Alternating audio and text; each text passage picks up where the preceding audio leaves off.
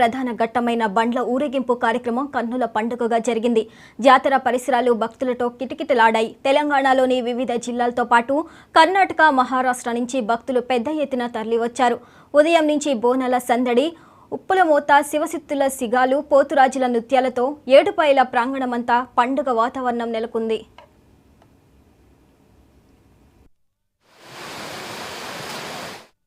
ఉత్సవములు అంగరంగ వైభవంగా జరుగుతున్నాయి.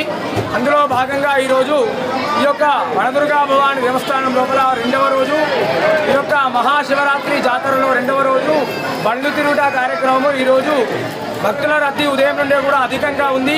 నిన్నటికన్నా విపరీతమైనటువంటి జనాలు, భక్తుల రద్దీ అధికంగా ఉంది. ఉదయాన్నే అమ్మవారికి విశేషమైనటువంటి పూజా కార్యక్రమాలు జరిగినాయి. ఈరోజు అమ్మవారిని నర్సాపూర్ ఎమ్మెల్యే సునీత రెడ్డి గారు దర్శించుకోవడం జరిగింది.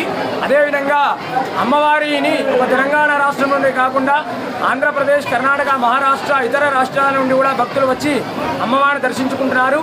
జాతరలో అతి ప్రధానమైనటువంటి ఘట్టం ఈరోజు బండ్లు ఊరేగింపు.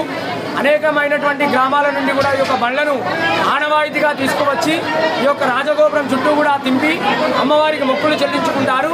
లక్షలాదిగా వచ్చి అమ్మవారి దర్శించుకుంటారు. ఈరోజు సుమారుగా 5 లక్షలకు పైగా వచ్చి అమ్మవారిని దర్శించుకునే అవకాశం ఉంది.